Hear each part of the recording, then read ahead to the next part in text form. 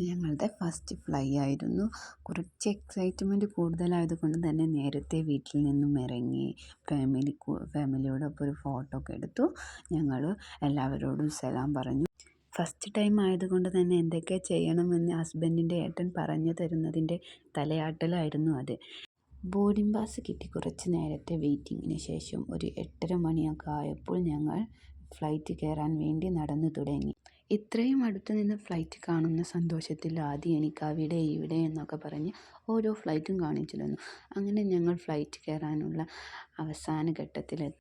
ഫ്ലൈറ്റിൽ കയറിയപ്പോൾ ചെറിയ പേടിയുണ്ടായിരുന്നെങ്കിലും ഞങ്ങൾ വളരെ സന്തോഷത്തിലായിരുന്നു. കാരണം 1.5 വർഷത്തെ കാത്തിരിപ്പായിരുന്നു ഞങ്ങളുടെ ഈ സൗദി യാത്ര. ഫ്ലൈറ്റ് സർവീസ് മോശമാകാതിരിക്കാൻ ഒമാൻ എയർ ആയിരുന്നു എൻ്റെ ഹസ്ബൻഡ് ചൂസ് ചെയ്തത്. വിൻഡോ സീറ്റ് ലഭിച്ച സന്തോഷത്തിൽ പിന്നെ ആദിയിൽ നിറഞ്ഞു നിന്നത് എപ്പോൾ മക്കത്തെത്തുമെന്ന ചോദ്യമായിരുന്നു. കണക്ഷൻ ഫ്ലൈറ്റ് ആയതുകൊണ്ട് തന്നെ മസ്കറ്റിലെ 3 മണിക്കൂർ വെയിറ്റിങ്ങിനു ശേഷം ഞങ്ങൾ വീണ്ടും ഫ്ലൈറ്റിൽ കയറി.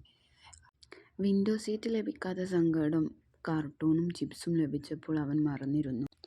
ബെഡിൽ നിന്നും ചാടിക്കളിച്ചതിൻ്റെ സമ്മാനമാണ് ആദിയുടെ കയ്യിലുണ്ടായിരുന്നത്. 1 മാസം കഴിഞ്ഞിട്ടും റെഡിയാവാത്തത് കൊണ്ട് 3 ആഴ്ച കഴിഞ്ഞ് നിങ്ങൾക്ക് തന്നെ ഊരാമെന്ന് ഡോക്ടർ പറഞ്ഞപ്പോഴാണ് കുറച്ച് സമാധാനമായത്. രാവിലെ 5:30 മണിയായപ്പോഴേക്കും ഞങ്ങൾ ജിദ്ദയിലെത്തി. അവൻ്റെ കയ്യിന് പ്ലാസ്റ്റർ ഇട്ടത് കൊണ്ട് എല്ലായിടത്തും ഞങ്ങൾക്ക് പ്രത്യേക ചെക്കിംഗ് ആയിരുന്നു. ജിദ്ദയിൽ അത് കുറച്ചും കൂടി നേരമെടുത്തു. പിന്നെ ലഗേജും എടുത്ത് ഞങ്ങൾ പുറത്തെത്തി. അവിടെ ഹസ്ബൻഡും അനിയനും കാത്തിരിക്കുന്നുണ്ടായിരുന്നു. 1 വർഷത്തിന് ശേഷം ഉപ്പാനെയും മാമനെയും കണ്ട സന്തോഷത്തിൽ അവൻ ആകെ വണ്ടറടിച്ചിരിക്കുകയായിരുന്നു. പിന്നെ കുറച്ചു നേരത്തെ ഫോട്ടോ എടുക്കലും സംസാരത്തിനു ശേഷം ഞങ്ങൾ റൂമിലേക്ക് തിരിച്ചു.